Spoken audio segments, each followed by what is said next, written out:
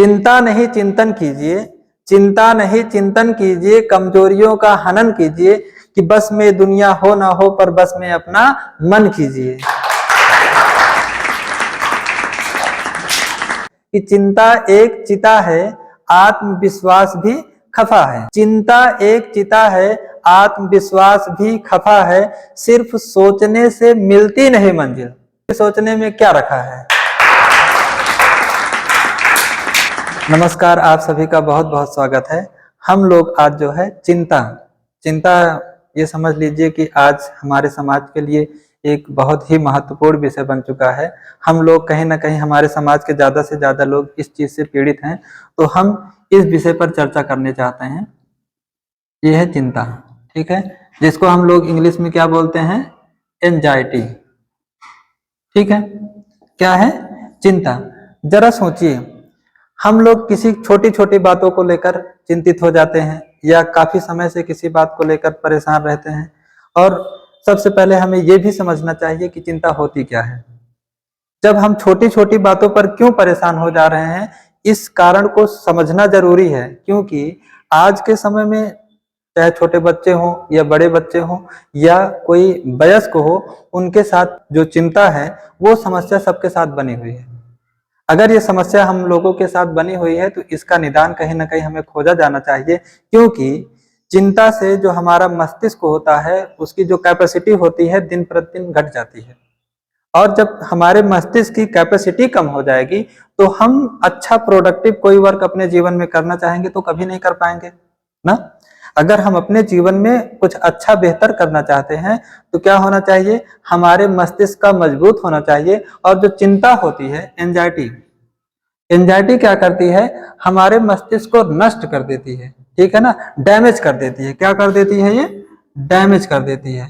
तो हमें अपने माइंड को बचाना है। क्योंकि भाई जो हमारी युवा पीढ़ी है, अगर उसका मस्तिष्क किसी भी माध्यम से, किसी भी तरीके से क्या हो रहा है, डैमेज हो रहा है, अगर हम लोग उस पर ध्यान न दे करके जो है अन्य वर्ग पर ध्यान देंगे तो कहीं ना कहीं उसकी मरम्मत तो नहीं हो पाएगी। मतलब उसकी जो प्रिपरेशन है, जो हम लोग अपनी तैयारी कर रहे हैं, वो अच्छा नहीं हो पाएगा। अगर अच्छा नहीं होगा तो सीधी सी बात है, हम लोग अपने जीवन में सफल नहीं हो पाएंगे। तो हम आज देखेंगे सबसे पहले एंजाइटी ये क्या होती है, क्या हमारे पास क्वेश्चन बनेगा, क्या और ये क्यों होता है, ठीक है, और इसका निदान क्या है, हम लोग इसके लिए क्या कर सकते हैं, ठीक है, ये सारी चीजें देखेंगे। ठीक है, तो पहला काम क्या है, हम लोगों को ये समझना चाहिए कि एंजाइटी जो है, चिंता, वो क्या है। तो आप ये समझो कि अगर क्या है, इस क्वेश्चन का आंसर लेना है तो आप एक चीज समझते हो, डर, मतलब फियर। क्यों डर होता है सबके अंदर कि नहीं। अगर थोड़ी देर के लिए आप समझो कि अगर आपके अंदर से डर को निकाल दिया जाए तो क्या आप जो है चिंता से कभी ग्रसित होंगे, नहीं होंगे। क्योंकि हम लोग क्या करेंगे, जैसे कोई एग्जाम हो गया आपका, कि हाँ एग्जाम में आपको फर्स्ट पोजीशन पर आना है। अगर फर्स्ट पोजीशन पर आना है तो आप क्या करेंगे, कुछ ना कुछ उसके लिए वर्क करेंगे। और करने के साथ साथ ही आपके दिमाग में ये चलता रहेगा, अरे मैं इसमें असफल ना हो जाऊं, उसका डर बना रहेगा कि नहीं। अगर उस बात का डर बना हुआ है और भय बना हुआ है तो उसके कारण क्या हो जाती है, हम लोगों को चिंता हो जाती है कि मेरे जीवन में क्या होगा, मैं बड़ा होकर क्या करूंगा, कैसे करूंगा। तो ये कहीं ना कहीं क्या होता है, प्रॉब्लम फुल है, हमारे लिए प्रॉब्लम क्रिएट करेगा ही।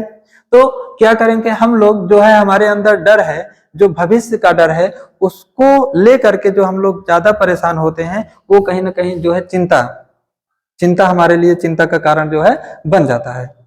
ऐसे ही और इसकी अगर हम लोग देखें कि एंजाइटी क्या हो सकती है, जरा सोचिए, टेंशन भी, टेंशन मतलब होता है तनाव। जैसे हम लोग कोई वर्क पर बहुत ज्यादा फोकस कर रहे हैं, किसी विशेष वर्क पर फोकस कर रहे हैं या किसी विशेष बात को ही लेकर बारंबार उसी को सोच रहे हैं, तो क्या होता है, हमारे दिमाग पर प्रभाव पड़ता है ना, तनाव पड़ता है। जैसे सोचिए कि ये हमारा माइंड है, थोड़ी देर के लिए आप सोचिए, माइंड है तो ये दो पार्ट में डिवाइड होता है। एक को आप क्या कहते हैं, राइट ब्रेन, एक को क्या बोलेंगे, लेफ्ट ब्रेन, ठीक है ना। जैसे हमारे तरफ एक राइट हो गया और एक क्या हो गया, लेफ्ट हो गया। तो राइट ब्रेन और लेफ्ट ब्रेन का दोनों का ही अलग अलग वर्क होता है। जैसे मान लेते हैं ये हमारे लिए क्या हो सकता है, ये किस साइड में बन जाएगा, इसे हम लेते हैं राइट ब्रेन, ठीक है।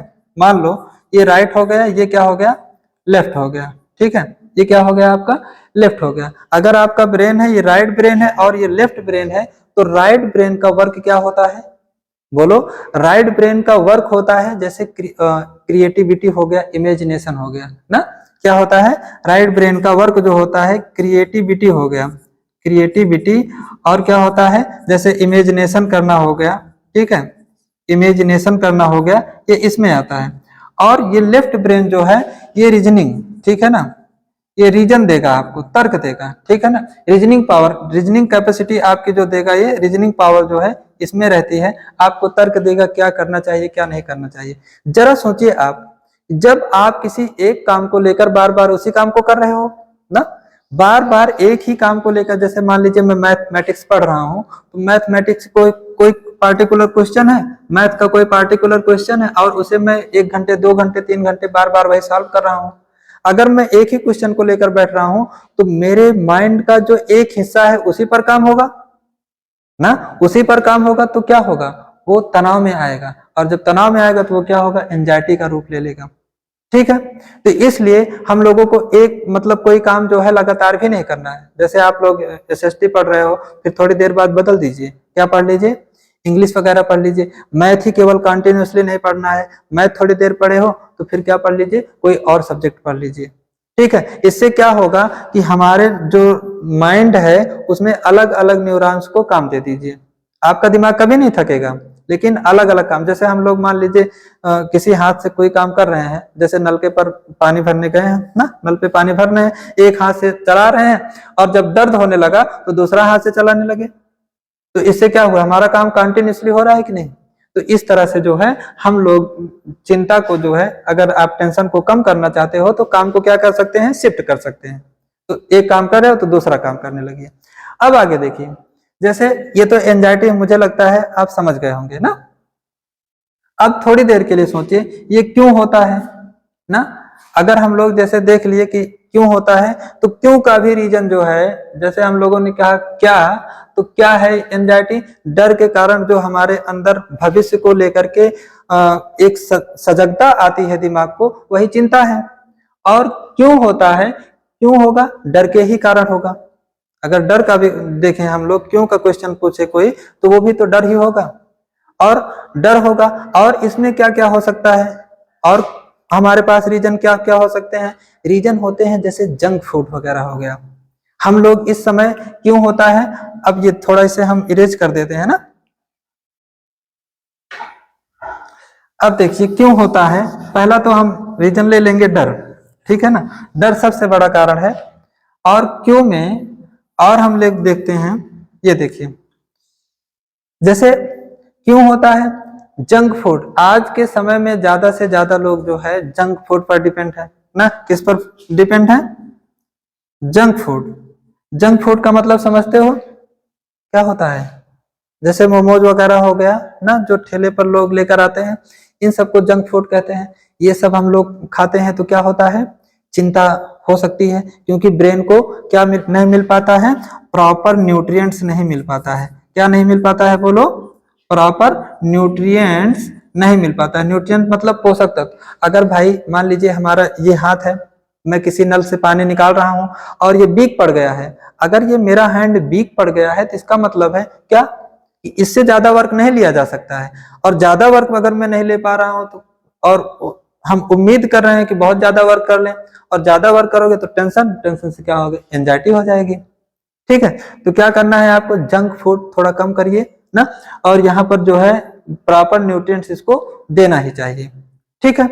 और इसी तरह से जो है, जैसे हम लोग नींद ना, नींद की कमी अभी इस समय जो है सबसे ज्यादा प्रॉब्लम हो रही है ना, स्लीप, स्लीपिंग डिसऑर्डर ना, क्या होता है, sleeping disorder, disorder, sleeping disorder में क्या होगा कि हम लोग जो स्लीपिंग साइकिल होती है, हमें पता लगा 8 o'clock पर स्लीप मतलब सो जाना है, 9 o'clock पर, कोई निश्चित नहीं होता है, कभी सुबह उठ रहे हैं, कभी जाग रहे हैं, कभी क्या कर रहे हैं, कोई वो नहीं है, कोई प्रॉपर वे ही नहीं है। तो हम लोगों को क्या करना है, एक सिस्टमेटिक वे से ही सारा काम करना है। अगर हम एक सिस्टमेटिक वे से काम नहीं करेंगे तो क्या होगा, प्रॉब्लम में पड़ जाएंगे, ठीक है। तो ये स्लीपिंग डिसऑर्डर हो गया। स्लीपिंग डिसऑर्डर में और क्या कह सकते हो कि जैसे हम लोग रात में 9 o'clock है तो मोबाइल लेकर चल रहे हैं, मोबाइल लेकर बैठे हुए हैं, काफी देर तक मोबाइल में हम लोग कुछ ना कुछ गेमिंग वगैरह यूट्यूब वीडियोस वगैरह इस तरह देखने लगते हैं, तो इससे भी हमारी स्लीप जो है को प्रभावित होती है। ऐसा हमें नहीं करना चाहिए। ठीक है, तो ये कुछ क्यों होता है, ये सारे कारण है। और इन्हीं क्यों को हम लोग क्या करेंगे, निदान के एज पे देख सकते हैं। मतलब इसका सोल्यूशन क्या हो सकता है कि भाई सीधी सी बात है, जंक फूड कम खाइए, न्यूट्रिएंट्स वाले जो है तत्व लीजिए। जैसे आपके दिमाग के लिए कुछ तत्व जो है बहुत जरूरी होते हैं। पहला तत्व हुआ विटामिन B12। ठीक है ना, मैं आपको निदान बता रहा हूँ। विटामिन B12, विटामिन B12 बहुत इंपॉर्टेंट है आपके माइंड के लिए। और विटामिन B12 जो है लीवर में पाया जाता है। ठीक है, जैसे आपके फिश वगैरह हो गए, इसमें थोड़ी बहुत मात्रा में पाया जाता है और लीवर में सबसे ज्यादा पाया जाता है। और इससे ज्यादा जो है, अगर जो लोग नॉन वेज नहीं पसंद करते हैं उनके लिए सबसे बढ़िया है स्प्राउटेड सीड्स। क्या होता है, बोलो, स्प्राउटेड सीड्स। इसका मतलब है कि अंकुरित अनाज में, अंकुरित बीज में कोई भी चीज ले लीजिए। ठीक है ना, अंकुरित बीज में जैसे ग्राम हो गया, चना हो गया, उसे अंकुरित करके खाइए तो ये आपकी चिंता को क्या करेगा, बहुत कम करेगा। ठीक है ना, मतलब जब भी आपका दिमाग मजबूत होगा चिंता अपने आप ही कम हो जाएगी। लेकिन दिमाग कमजोर होगा तो क्या होगा आप मजबूती नहीं दे पाएंगे ना। तो इस तरह से हम लोगों ने देखा कि इसके निदान में और क्या हो सकता है। जैसे विटामिन B12 हो गया और विटामिन सी। विटामिन सी भी बहुत इंपॉर्टेंट होता है। अगर विटामिन सी भी आप रेगुलर ले रहे हो, जितने भी विटामिन हो गए सभी इंपॉर्टेंट होते हैं, लेकिन विटामिन B12 जो है वो हमारे माइंड के लिए बहुत ही अच्छा। और आप जैसे बादाम लोग आपको सजेस्ट करते हैं, ठीक है, लेकिन उससे ज्यादा न्यूट्रिएंट्स मुझे लगता है कि स्प्राउटेड सीड में ही आपको मिलेगा। ठीक है, तो ये सारी चीजें अगर आप कर रहे हो और आप एक रूटीन बना लीजिए, जितने भी लोग हैं क्या करिए, अपने जीवन का एक रूटीन बनाइए और रूटीन से चलिए, तो क्या होगा, आपको कभी भी जीवन में कोई प्रॉब्लम नहीं आएगी। ठीक है, बहुत बहुत धन्यवाद आप सभी का।